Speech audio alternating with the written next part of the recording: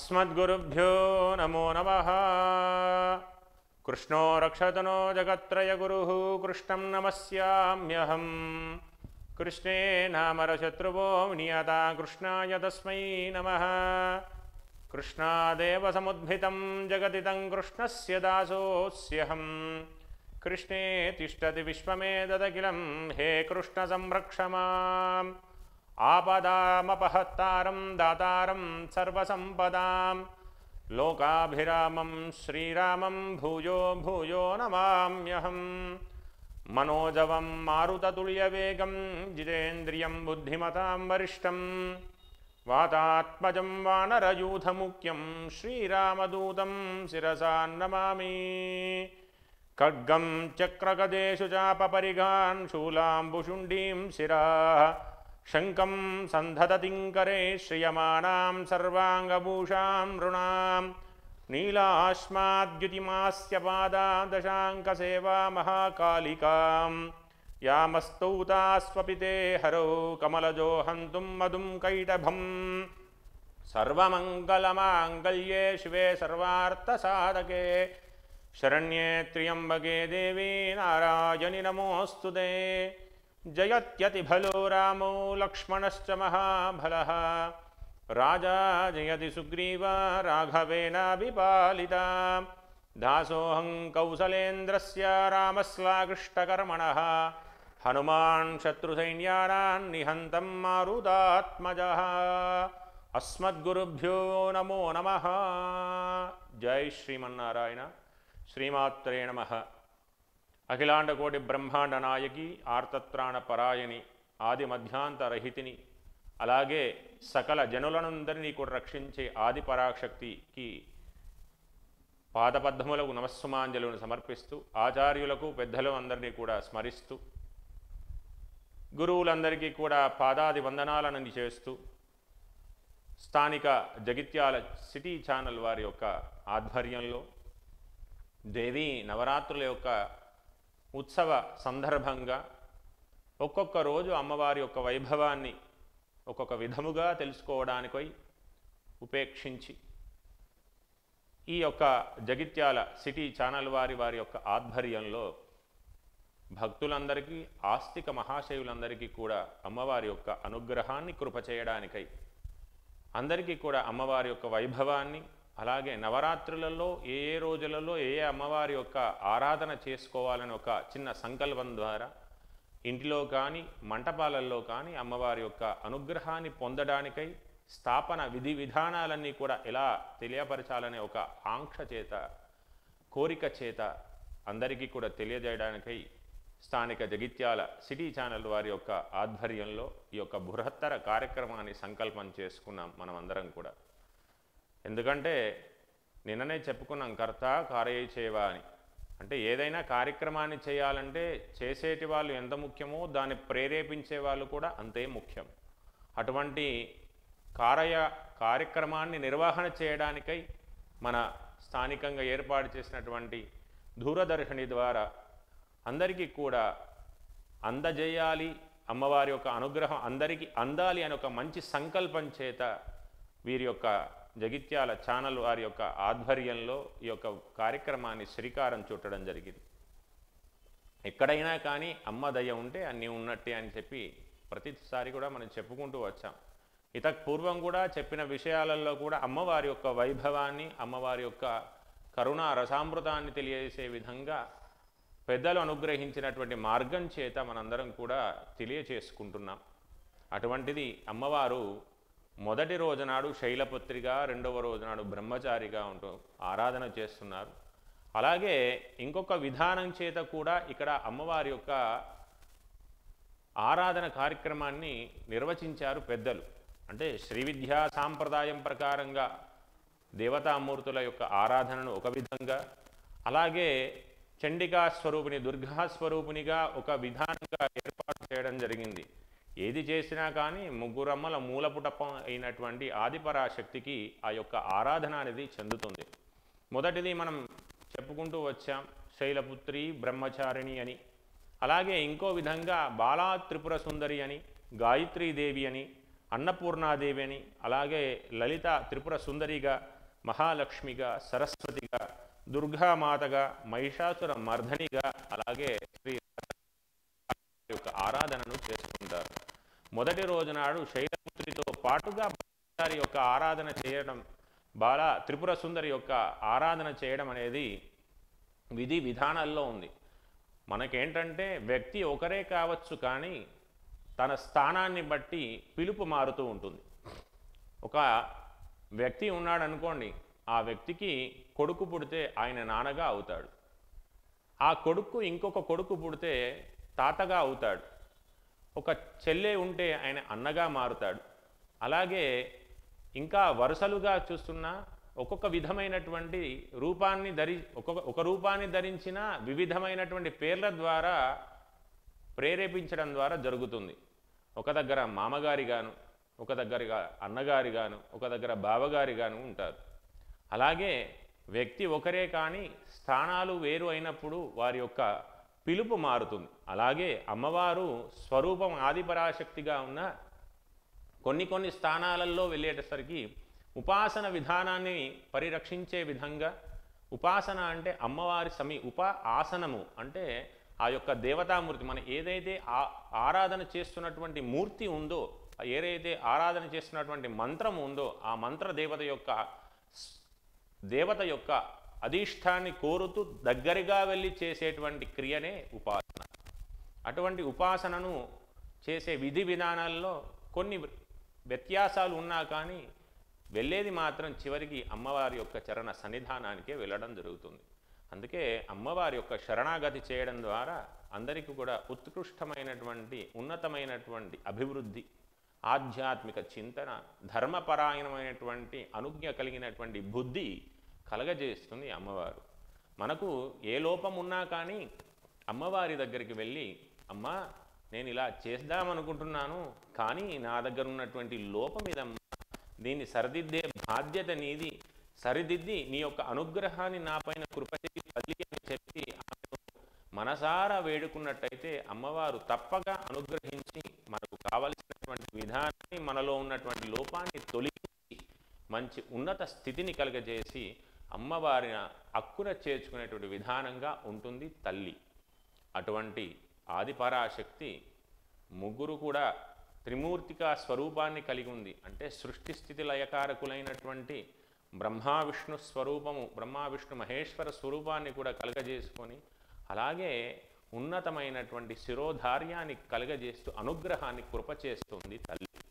అటువంటి అమ్మవారి యొక్క నవరాత్రి ఉత్సవాలను మన అందరం కూడా కుటుంబ సభ్యులతో సకుటుంబంగా చేసుకోవడంతో, బంధుమిత్రులతో చేసుకోవడం ద్వారా సమాజంలో ఆధ్యాత్మిక చింతనను పెంపొందించిన వారం అవుతాం.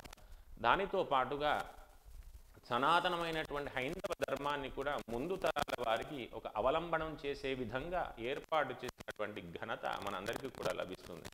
ఇది పూర్వం ఋషివరేణ్యులందరూ కూడా బ్రహ్మదేవుణ్ణి ఇత్యాది దేవతలందరినీ కూడా ప్రార్థన చేస్తే బ్రహ్మదేవుడు ఒక్కొక్క రూపాన్ని ఒక్కొక్క విధముగా ఏర్పాటు చేసి వేదాల ద్వారా అందరికీ చేసేటువంటి విధానాన్ని మనకు ఏర్పాటు చేశారు. విత్ అనే ధాతు చేత వేదం అనేది వచ్చింది. ఆ యొక్క వేదం అనేది అన్నిటికీ మూలం. వేదం ద్వారా సంకల్పించినటువంటి విధానాన్ని ఎవరైతే అవలంబిస్తారో, ధర్మ ఆచరణగా ఎవరైతే ముందుకు వెళ్తారో వారందరికీ కూడా సకల దేవతల అనుగ్రహంతో పాటు ఆదిపరాశక్తి అయినటువంటి అమ్మ యొక్క దయ ఉండి, అది వ్యాపారంలో కావచ్చు, ఉద్యోగంలోనే కావచ్చు, ఆరోగ్యపరమైనటువంటి విధానమే కావచ్చు, సమాజ సేవనే కావచ్చు, ఏది చేసినా అమ్మవారి యొక్క అనుగ్రహం పొందే విధంగా మనకు అందరికీ ఉంటుందని తెలియజేస్తూ, మొదటి రోజునాడు బాలా త్రిపుర సుందరి యొక్క ఆరాధనను చేసుకోవడం ద్వారా, అంటే ఏ రూపమైనా కానీ లలితా త్రిపుర సుందరి అనే రూపం నుంచే వచ్చిన తల్లి బాలా త్రిపుర సుందరి. అంటే పుట్టినటువంటి పసి పాప పెరుగుతూ పెద్దనైనట్టుగా, అలాగే అమ్మవారి స్వరూపం చిన్నగా ఉన్నా పెద్దగా ఉన్నా అమ్మ దయ అందరి మీద వెదజల్లే విధంగా ఉంటుంది అమ్మవారు. అటువంటి మూర్తి స్వరూపము బాలా త్రిపుర సుందరి. మరి బాలా త్రిపుర సుందరినితో పాటు ఈ అమ్మవారిని కౌమారిగా పిలుస్తూ, అటువంటి అమ్మవారు ఎలా ఉద్భవించింది అంటే మొదటిసారిగా ఏది చేయాలనుకున్నా కానీ చిన్న స్వరూపంగానే ప్రారంభమైందట. అంటే అమ్మవారి యొక్క మనస్సు నుంచి ఉద్భవించినటువంటి త్రిగుణాత్మిక స్వరూపాన్ని పొందింది బాలా త్రిపుర సుందరి. 9 వర్షాల ప్రాయంతోనే ఉన్నట పుట్టడమే అమ్మవారు. మరి అమ్మవారు పుట్టడానికి గల కారణం ఏంటంటే భండపుత్రో వధోయుక్త బాలా విక్రమనందిత అని మనకు పురాణాలలో చెబుతూ ఉంటారు బాలా త్రిపుర సుందరి యొక్క వైభవంలో. అంటే భండపుత్ర వధోయుక్త బాలా విక్రమనందిత అని, అంటే అమ్మవారి యొక్క మేరు పర్వతమైనటువంటి శ్రీచక్ర ఆకారంలో నుంచే అమ్మవారు ఉద్భవించింది.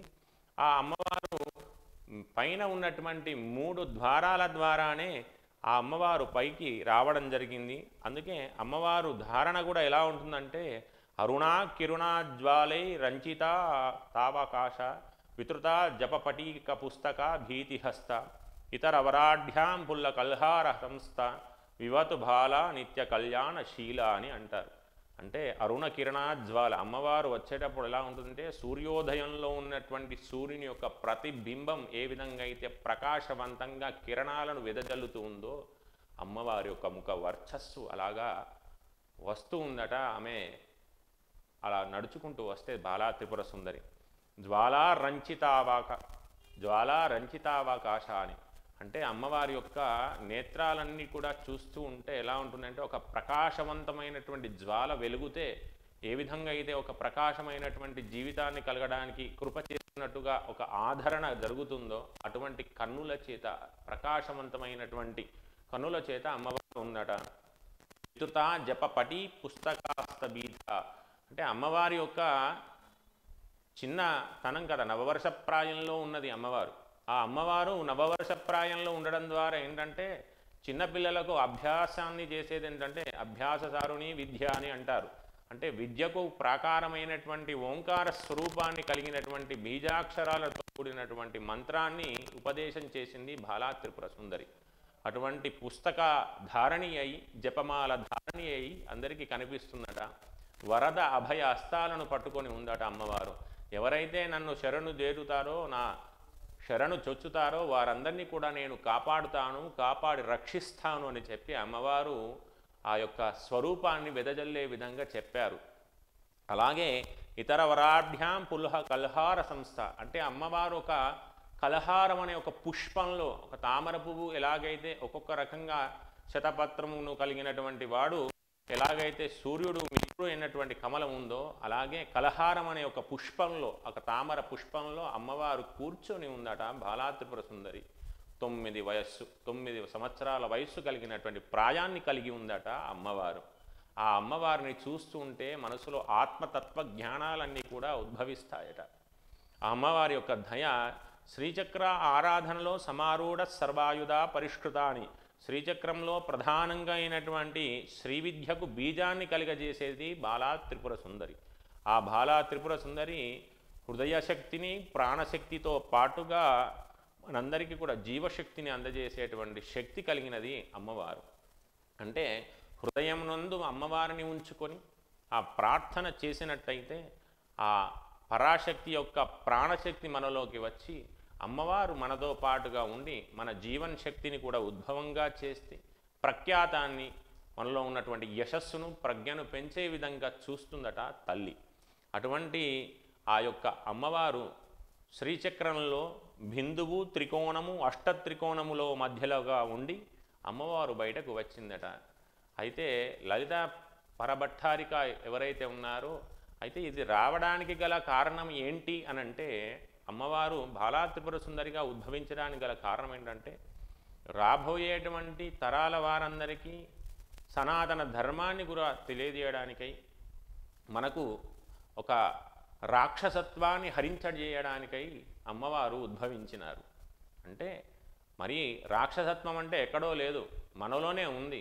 ఒక ప్రాణికి కీడు చేయడం కూడా రాక్షసత్వమే, ఒక వ్యక్తికి మనము అపకారం చేయడం కూడా ఒక రాక్షసత్వమే, ధర్మాన్ని అవలంబించక అధర్మాన్ని పాటించడం కూడా ఒక రాక్షసత్వమే. ఇటువంటి రాక్షసత్వాలతో కూడిన వారు భండపుత్రో వధోయుక్త అని, భండాసురు అనేటువంటి ఒక రాక్షసుడు కలడు.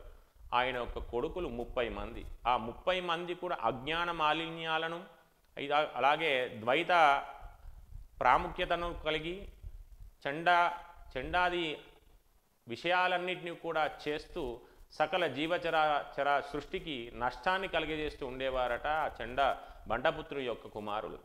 ఆ బండపుత్రుడి యొక్క కుమారులందరినీ కూడా నవవర్ష ప్రాయతేహే బాలా త్రిపుర సుందరి అని, అంటే 9 వర్షాల ప్రాయం కలిగినటువంటి అమ్మవారు ఉద్భవించడానికి గల కారణం ఈ బండపుత్రులను వధించడానికి అమ్మవారు కలిగి ఉంది. లలిత అమ్మవారు ఆ యొక్క రాజరాజేశ్వరి అయినటువంటి లలితా భట్టారిక ఈ అమ్మవారు బాలా త్రిపుర సుందరి రూపంలో వచ్చేసరికి ఒక తండ్రికి కానీ ఒక తల్లికి కానీ ఎలా ఉత్సాహం కలుగుతుందంటే, తన పుత్రులు కానీ పుత్రికలు కానీ మంచి యశస్సును కోలి ప్రఖ్యాతంగా పొంది వారిని ఎవరైతే బయట పొగుడుతూ ఉంటారో వాళ్ళకు ఆనందాన్ని కలుగజేస్తుందట ఆ తల్లిదండ్రులకు.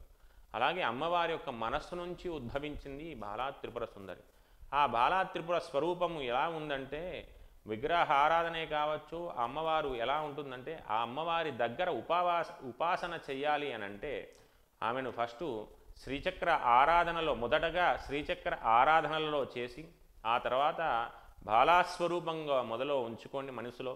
శ్రీచక్ర ఉపాసన చేసి కుండలి ఉపాసన చేస్తే అప్పుడు లలిత సహస్ర ఉపాసన చేయడం ద్వారా అమ్మవారు మనకు దగ్గరగా అవుతుందట. మొదటగా విగ్రహ ఆరాధన నుంచి శ్రీచక్ర ఆరాధన, శ్రీచక్ర ఆరాధన నుంచి విశ్వచక్ర ఆరాధన నుంచి అంటే మనలో ధ్యానాన్ని కలిగించి ప్రాణాశక్తిని బ్రుకుడీకృతము చేసి, అంటే మనస్సులో ఉన్నటువంటి శక్తిని బ్రుకుడీకృతం, కన్నులు మూసుకుంటే అమ్మవారి యొక్క స్వరూపాన్ని కలగజేసేది విశ్వచక్ర ఆరాధన. ఆ విశ్వచక్ర ఆరాధనతో పాటుగా శరీర చక్ర ఆరాధన చేసి ప్రాణకుండల చక్ర ఆరాధన చేస్తే అప్పుడు అంతర్యామి అయినటువంటి అమ్మవారి యొక్క స్వరూపము మనకు కనబడుతుంది. అటువంటి అమ్మవారు అంతర్యామిగా ఉండి మనందరినీ కూడా చక్రారాధ సమారూఢాం సర్వాయుధ పరిష్కృత అన్నారు పెద్దలు. అంటే అమ్మవారిని ఆరాధన చేయడంలో శ్రీచక్ర ఆరాధన ఎంతో విశిష్టతను పొందింది. అమ్మవారి యొక్క స్వరూపాన్ని, అమ్మవారి యొక్క మనస్సును, అమ్మవారి యొక్క శక్తిని మనందరికీ తెలియజేసేది శ్రీచక్ర ఆరాధన, మన ద్వీప వర్ణన. ఇవి రెండు కూడా అమ్మవారికి చాలా ప్రీతిపాత్రమైనటువంటివి. అటువంటి శ్రీచక్ర ఆరాధన చేస్తే అమ్మవారు చక్రదీప ప్రఖ్యానహ అని, అంటే శ్రీచక్రంలో అమ్మవారి యొక్క ఆరాధన చేస్తే పైన ఉన్నటువంటి ఆ యొక్క కమలాన్ని విచ్చుకున్నటువంటి పుష్పంలాగా కనబడేటువంటి పైన అమ్మవారి స్వరూపంగా కనబడుతుందట. అంటే నిమిషమాత్రంగా కనబడుతుందట అమ్మవారు, అంటే ఒక లీలా మానుష విగ్రహ స్వరూపంగా కనబడుతుందట అమ్మవారు. అటువంటి అమ్మవారు బాలా త్రిపుర సుందరిగా జ్ఞాన ప్రాణదదాతగా, అంటే జ్ఞానాన్ని ప్రాణప్రదాతగా ఉంటూ అందరికీ కూడా అనుకూలంగా చేస్తుందట అమ్మవారు. అలాగే అమ్మవారు అలా యుద్ధానికి వెళ్దామనేసరికి అమ్మవారు మనస్సు నుంచి ఉద్భవించింది బాలా త్రిపుర సుందరి. ఆ త్రిపుర సుందరి అన్నదట, అమ్మా నువ్వు చిన్న వయసు దానివి, నువ్వు వెళ్ళి యుద్ధం చేస్తే అక్కడ తట్టుకునేటువంటి శక్తి ఉండదు అంటే పిల్లలు మారాన్ చేస్తే తల్లులకు ఆనందాన్ని కలిగజేస్తున్నట. అంటే అమ్మవారి ఒక శక్తి స్వరూపమైనటువంటి అమ్మ ఎలా చేస్తుందంటే, యుద్ధకేలి చేస్తానేనమ్మా అని చెప్పి అమ్మవారితోని పరాచకాలు ఆడినట్టు ఆడితే తల్లికి సంతోషం కలిగిందట. శ్రీచక్రంలో నుండేటువంటి ఒక దివ్య రథాన్ని ప్రసాదించిందట తల్లి. ఆ రథానికి కర్ణిక అనే పేరు పెట్టారు.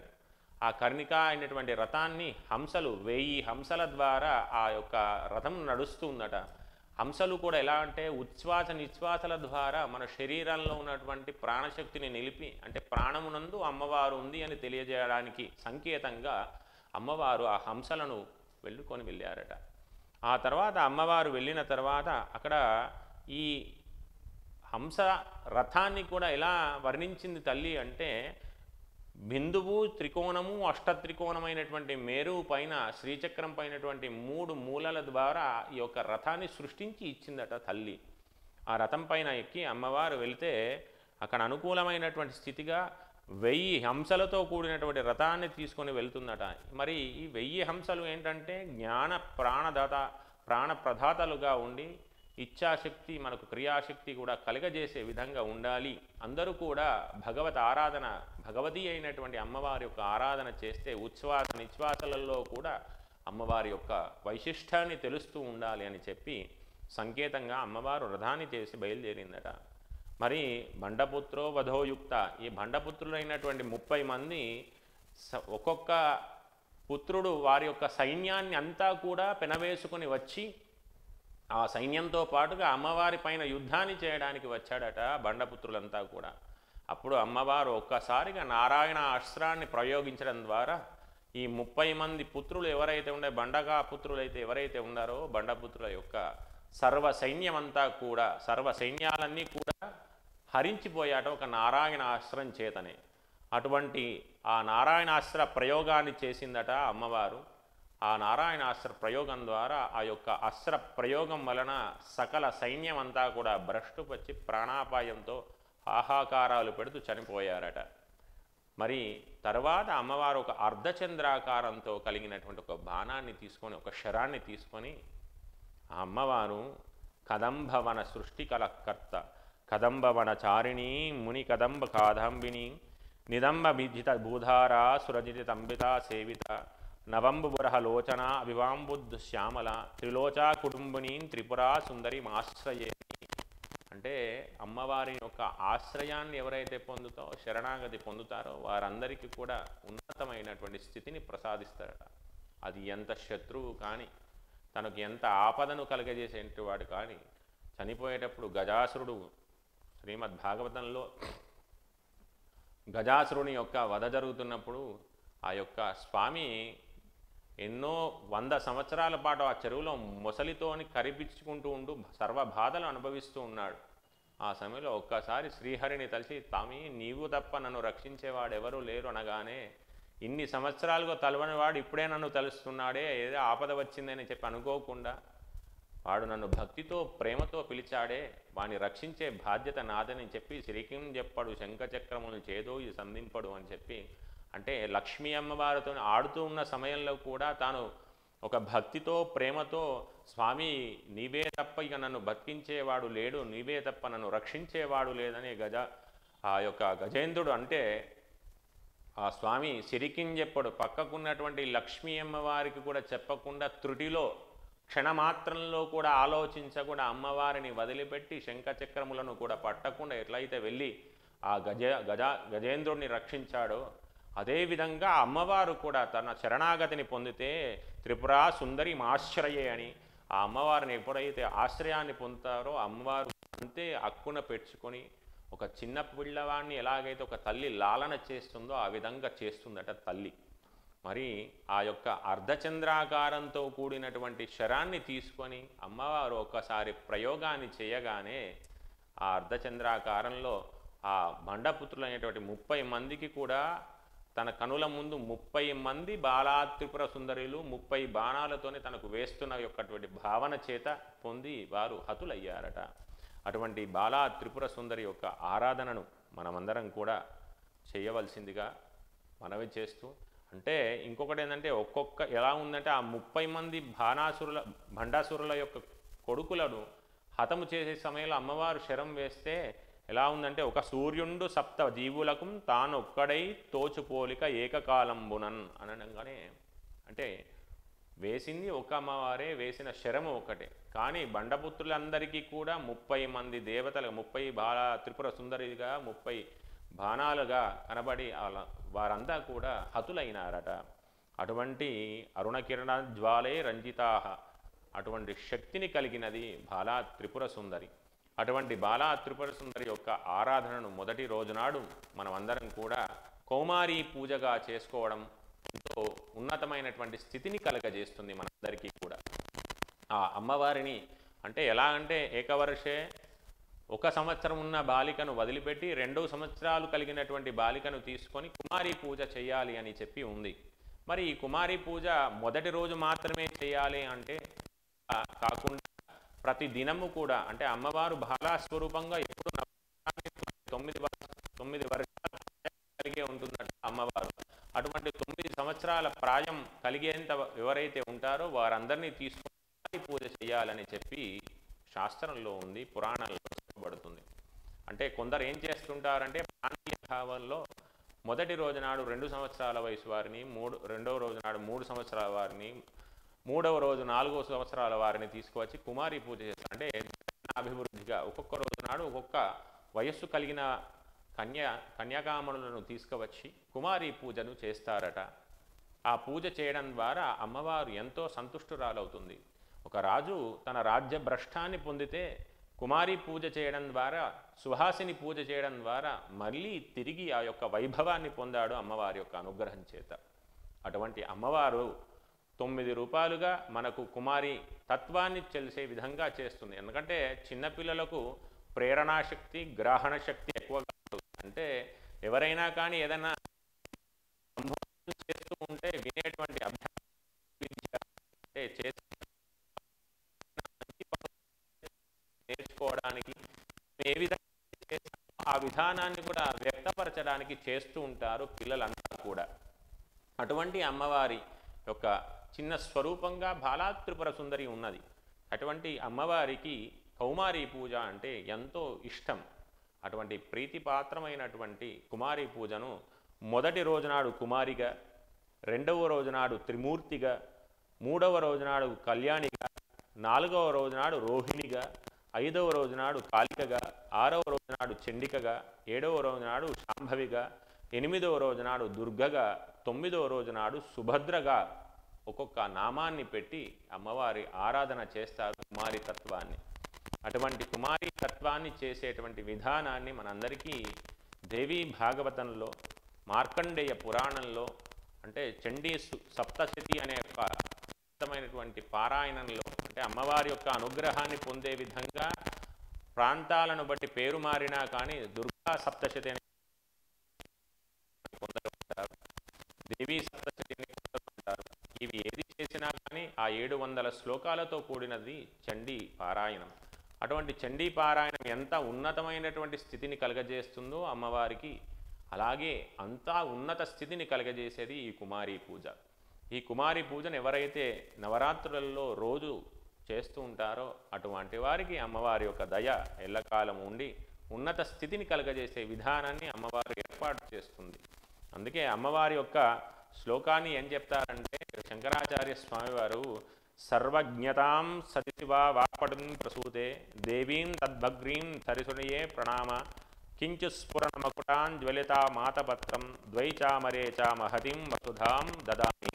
అంటే భానుమండల సచ్రీత చక్రమధ్యే స్థితానాం బాలార్కద్యుతి బాసురాం కరతలే పాశాంకుశే బిభ్రతీం చాపం బాణమపి ప్రసన్నవదనాం కౌస్తుభాం వస్త్రాన్వితాం తాం త్వాం చంద్రకళాం సముకుటాం చారాస్మితిం భావయే అని శంకరాచార్య వారు ఒక వైభవాన్ని చెప్పారు.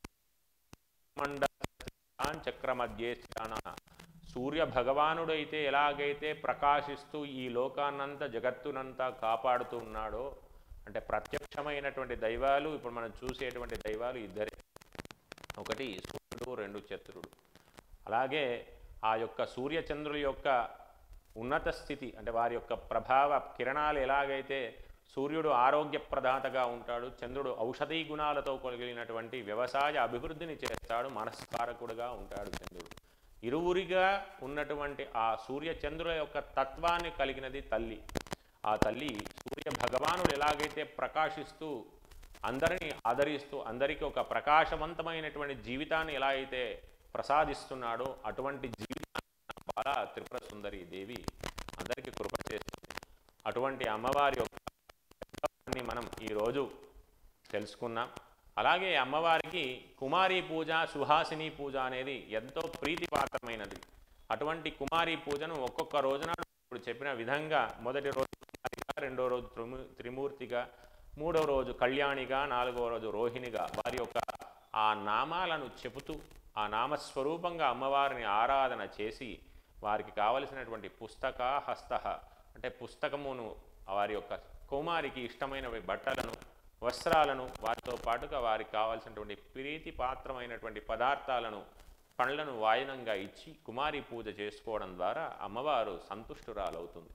అటువంటి బాలా త్రిపుర సుందరి యొక్క ఆరాధన చేసుకోవడం వల్ల మనందరికీ లోక కళ్యాణాన్ని ప్రసాదించి సర్వేజనా సుఖినో భవంతు అనే ఒక నానుడిని మనందరికీ కూడా ప్రసాదించే తల్లి బాలా త్రిపుర సుందరి.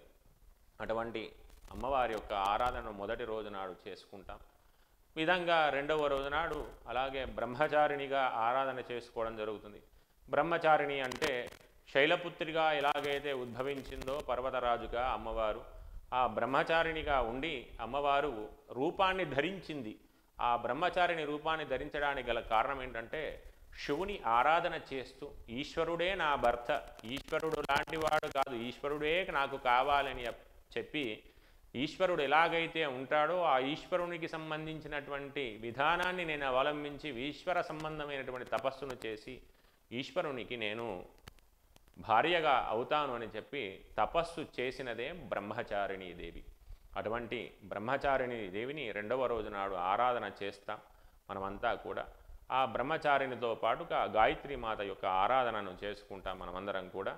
ఈ విధంగా మొదటి రోజునాడు బాలా త్రిపుర సుందరి ఆరాధన చేసుకున్నాం. రెండవ రోజునాడు గాయత్రి అమ్మవారి యొక్క ఆరాధన చేసుకోవడానికి మనమంతా కూడా సంసిద్ధమై ఉంటాం. గాయత్రీ దేవి ఎలాగంటే అన్నోదక సమంధానం న సమం ద్వాదశీ వ్రతం న గాయత్రీ పరమంత్ర న మాతృ పరదైవతన్నాహ అని శాస్త్రం. అన్నోదక సమంధానం, అన్నదానాన్ని మించి జలదానాన్ని మించినటువంటి దానం ప్రపంచంలో ఏదీ లేదు. ఎందుకంటే తృప్తినిచ్చేవి ఈ రెండు మాత్రమే. అటువంటి ఈ రెండు దానాలు ఎంతో ఉత్కృష్టమైనటువంటివి. అలాగే ద్వాదశీ వ్రతాన్ని మించినటువంటి వ్రతము లేదని పెద్దలు చెబుతుంటారు. నా గాయత్రి పరమంత్ర అంటే గాయత్రి మంత్రాన్ని మించినటువంటి మంత్రము ప్రపంచంలో ఏదీ లేదు అనే ఒక విధానాన్ని మనకు అవలంబించింది శాస్త్రము, వేదం. వేదమాతరగా అమ్మవారి గాయత్రి స్వరూపాన్ని మనం కొలియాడుతుంటాం. పంచభూతాత్మకమైనటువంటి స్వరూపము అమ్మవారిది. అందుకే 5 తలలుగా 5 శిరస్సులుగా అమ్మవారు ఉంటుంది. ఋగ్యజు సామవేదాలలో అమ్మవారు 3 తత్వాలను కలిగి ఉంటుంది అమ్మవారు. అటువంటి అమ్మవారు మనందరికీ కూడా కృప చేయాలని, అంటే మొదటగా ప్రాతస్మరణీయంగా ఉండాలని, అంటే మొదలు ప్రాతకాలంలో సంధ్యను గాయత్రి, సావిత్రి, సరస్వతిగా 3 విధానాలుగా 3 సంధ్యలలో గాయత్రిగా, సరస్వతిగా, సావిత్రిగా మనం ఆరాధన చేసుకుంటూ ఉంటాం.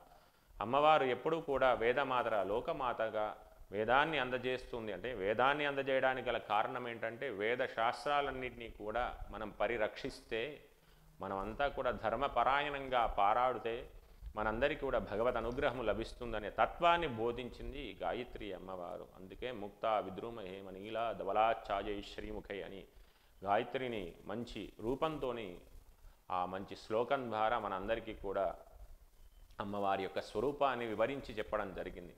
ఆ గాయత్రి అమ్మవారి యొక్క ఆరాధనను మనం ఎవరైతే చేస్తామో రెండవ రోజునాడు అమ్మవారి యొక్క అభ్యున్నతమైనటువంటి స్థితిగతులు మనకు లభించే విధంగా ఉంటుందని తెలియజేస్తూ, రెండవ రోజునాడు బ్రహ్మచారిణిగా అలాగే గాయత్రి అమ్మవారుగా ఆరాధన చేసుకోవడం ఉన్నతమైనటువంటి స్థితిని మనకు కలగజేస్తుందని తెలియజేస్తూ, మనమంతా కూడా సమాజంలో జరిగేటువంటి ఈ మధ్య కొద్దిగా దుష్ప్రచారాలన్నీ కూడా జరుగుతున్నాయి. సమాజానికి విధంగా ధర్మాన్ని విరుద్ధంగా జరిగేటువంటి సంఘాలు ప్రేరేపించి అన్ని ధర్మ పరిపాలన చేస్తూ మనందరికీ కూడా ఆధ్యాత్మిక హైందవ ధర్మాన్ని భారతదేశంలో కాస్త ఇబ్బందికరమైనటువంటి అందరినీ కూడా రక్షించడానికి పరమాత్మ యొక్క సన్నిధానంలో వెళ్ళి అమ్మవారి యొక్క అనుగ్రహాన్ని పొందడానికే అమ్మ నవరాత్రులలో మనమందరం కూడా సత్సంకల్పాన్ని చేసి లోకా సమస్త సుఖినో భవంతు సర్వే జనా సుఖినో నానుడిని అమ్మవారి దగ్గరికి వెళ్ళి సంకల్పాన్ని లోక కళ్యాణం నేను ఆరాధన చేస్తున్నాము కాబట్టి లోకంలో ఉన్నటువంటి సర్వభూత స్తమేకం నారాయణమని, సర్వభూతాలంటే ఈ 84 లక్షల చరచర జీవ సృష్టిలో ఎవరైతే జీవాన్ని పోసుకొని ఉన్నారో వారందరికీ కూడా సమృద్ధిగా ఆరోగ్యాన్ని, ఆహారాన్ని ఇవ్వాలి అని భగవంతుని అమ్మవారిని ప్రార్థన చేయాలని కోరుకుంటూ, స్వస్తి ప్రజాభ్య పరిపాలయంతాం న్యాయేన మార్గేణ మహిమహేష గోబ్రాహ్మణేభ్య శుభమస్తు నిత్యం లోకా సమస్తా సుఖినో భవంతు. జై శ్రీమన్నారాయణ.